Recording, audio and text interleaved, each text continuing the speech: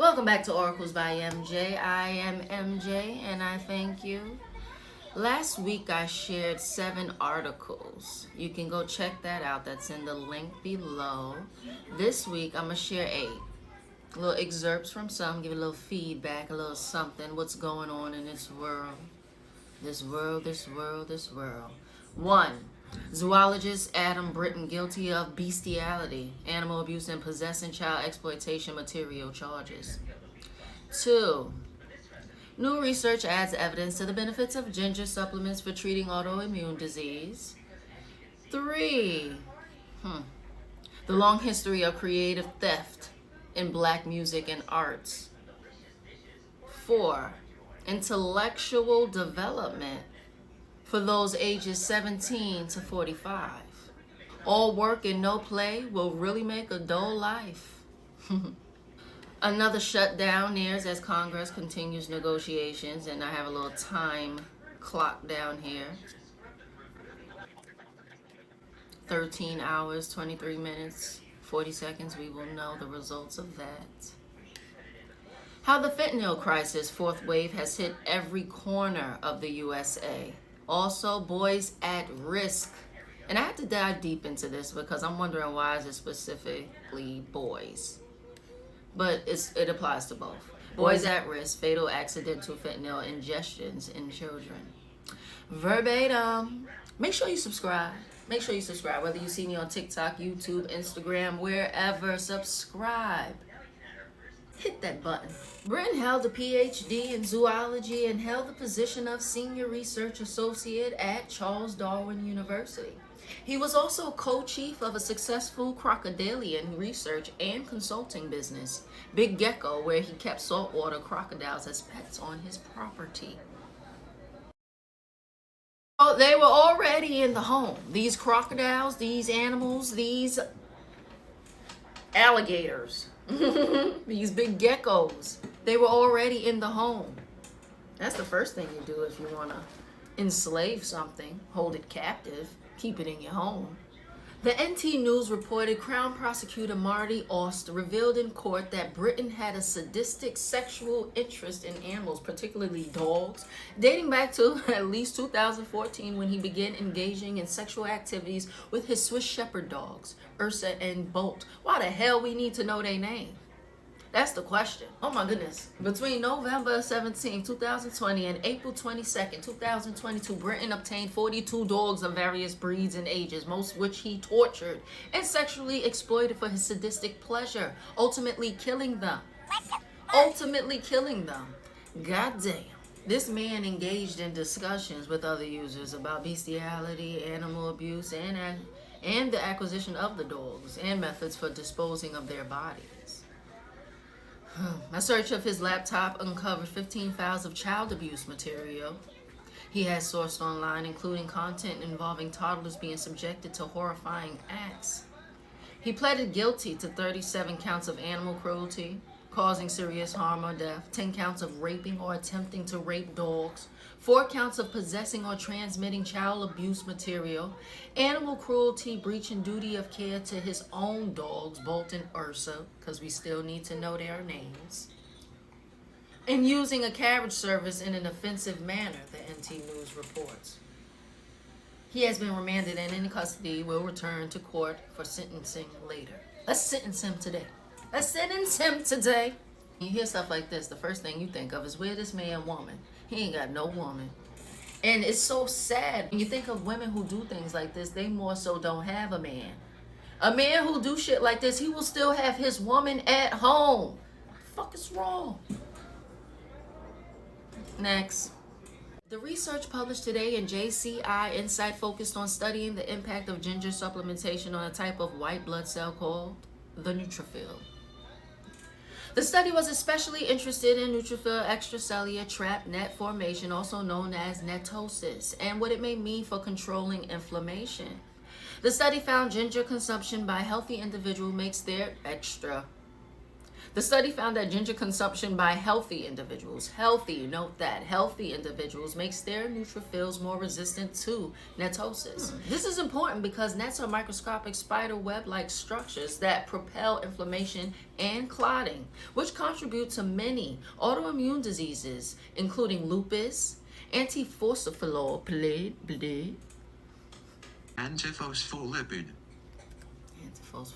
including lupus, antiphospholipid syndrome, and rheumatoid arthritis. There are not a lot of natural supplements or prescription medications, for that matter, that are known to fight overactive neutrophils. We therefore think ginger may have a real ability to complement treatment programs that are already underway. The goal is to be more strategic and personalized in terms of helping to relieve people's symptoms, Knight adds. As the next step, the researchers hope to use this study to unlock funding for clinical trials of ginger. As a next step, the researchers hope to use this study to unlock funding for clinical trials of ginger in patients with autoimmune and inflammatory diseases, where neutrophils are overactive, such as lupus, rheumatoid arthritis, antiphospholipid syndrome, and even COVID-19.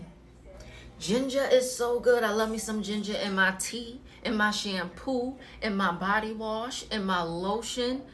Chew on it, breathe it, essential oil, whatever. Include ginger in your routine of life. Everybody just be stealing. Mr. Sticky Fingers over there. Y'all saw what happened out there in Philadelphia where they attacked the Lululemon and the Apple store? Gone mad.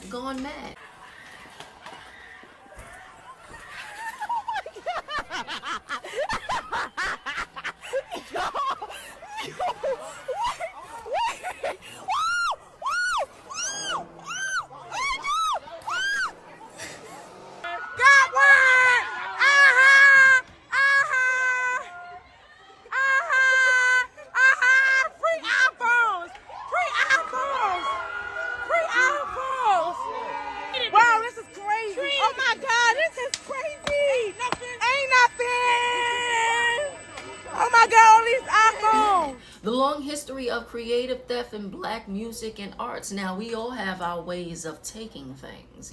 Some people may take things that are trivial, the stupid little shit, and then some people take stuff that they can actually profit off of. And I'm not talking about resale. I'm not talking about those things. I'm talking about, let's continue. There isn't a black soul born who is foreign to the great cons against black art, and most importantly, black sound. It's a rite of passage since most of us were raised on the stories of Motown and grown folk music. The era of blues, jazz, swing, and even country music weren't only times of glamour forming the necessary framework to an identity erased from 400 plus years of marginalization and exploitation, but a cautionary tale of what whiteness will do to you if you've the blessing of being young, talented, and black.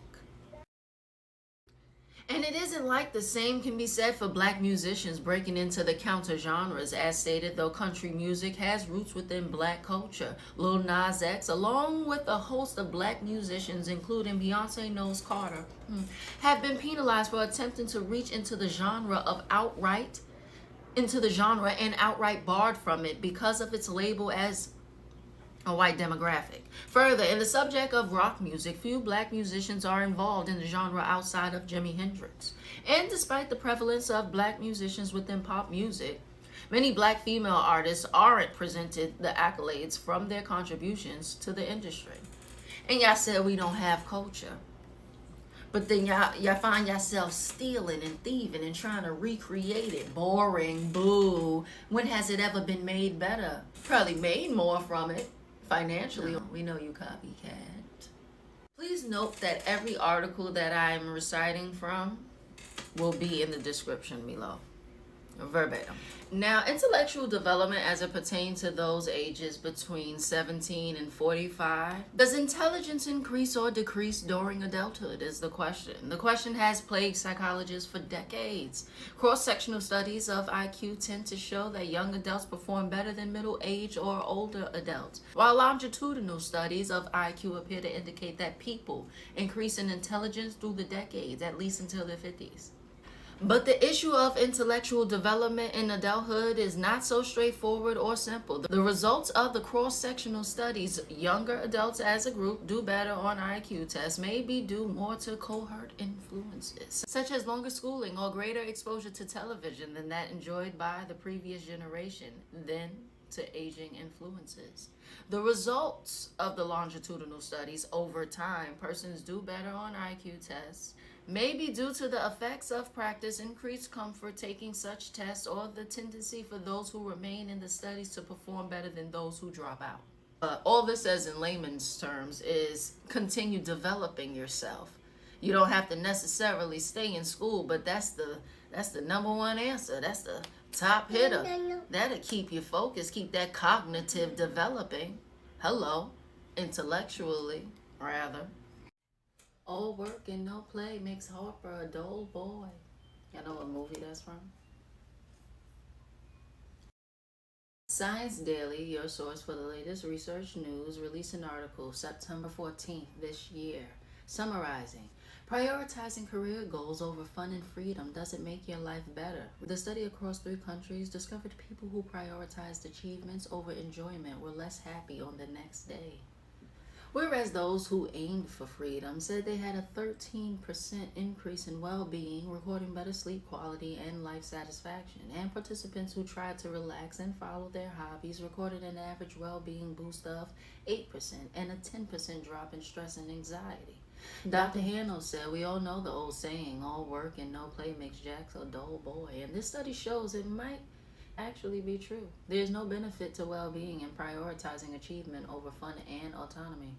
This research shows that there are real benefits to having a balanced life and taking time to focus on enjoying ourselves and following individual goals. Ironically, by doing this, people could in fact be more successful as they will be more relaxed, happier, and satisfied. Interestingly, all nationalities reported the same results, with the following of hedonism and self-direction values leading to increased happiness. Achievement and conformity values had no impact on happiness whatsoever. However, the researchers believe achievement could impact on happiness when linked to job satisfaction or the amount of days worked. So people like me who prevent and have no interest in going out and socializing, if it does not have anything to do with getting to a bag, partaking in a bag, or something that has to do with a bag, I won't be there. Even so, I just take the time off and just do things I like, whether I'm in the house with my child or with my man. It's just not of the serious nature of my tasks, of my duties. Yeah, let's chill today. Let's just relax and unwind. When's the last time you were intimate with someone? It's been... Government shutdown years as Congress continues negotiations. The last time I said it on my intro, I had a few hours left. At the time I'm recording this, 10:56 p.m., the time clock says 1 hour, 3 minutes, and 25 seconds we have remaining until we get the EOD statement, basically.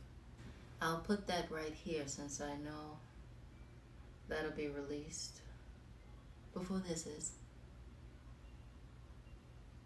If it isn't someone who knowingly uses this substance, it's under the care of negligent parents. How the fentanyl crisis, 4th wave, has hit every corner of the U.S. Look at all these. The owner of the babysitter crying and screaming. She was screaming like, "Oh, my kids are dead. The kids are dead." Tragedy striking the Divino Nino Daycare Center Friday afternoon after police say 4 children were rushed to the hospital for unknown causes. A 1-year-old boy pronounced dead on arrival. The news sending shockwaves through Kingsbridge. I saw one of the kids laying down on the ground, not being able to breathe. And then the other one, the lady had carried the baby and he looked like he wasn't responding. What happened to her? Jamie Smith has faced every day in absolute agony ever since the sudden death of her darling 8-month-old baby girl Dream last September. Nobody is telling me anything. I just want help. That's it. That's all I want. She says she was told her baby died of a fentanyl overdose when she went to the Wayne County Medical Examiner to get an autopsy. It's believed to have happened at a babysitter's home in Dearborn Heights, according to sources, but she doesn't know much else. More Americans than ever are dying from fentanyl overdoses as the fourth wave of the opioid epidemic crashes through every community in every corner of the country. Fentanyl is a pharmaceutical drug that can be prescribed by a doctor to treat severe pain, but the drug is also illegally manufactured and sold by criminal gangs. Most of the illegal fentanyl found in the U.S. is trafficked from Mexico using chemicals sourced from China, according to the Drug Enforcement Administration, DEA. Virtually every corner of the U.S., from Hawaii to Alaska to Rhode Island, has been touched by fentanyl. For example, researchers found higher death rates related to the use of fentanyl and cocaine in northeastern U.S. states like Vermont and Connecticut, where cocaine has been traditionally more available. But for virtually everywhere else in the country, from West Virginia to California, deaths were primarily driven by use of both methamphetamines and fentanyl. It is also highly addictive, meaning people who struggle with substance use and are exposed to it often seek it out to avoid painful withdrawals. No longer just a white problem. The opioid crisis has been traditionally portrayed as a white problem, Professor Shover said. However, he revealed that African Americans are dying from a combination of fentanyl and other drug use at higher rates across age groups and geographical lines. The coroner's office is seeing people overdose and die off of cocaine, off of crack, off of pills with traces of fentanyl. The lethal use of fentanyl in combination with other drugs has marked the fourth wave of the overdose crisis in the U.S., researchers have said.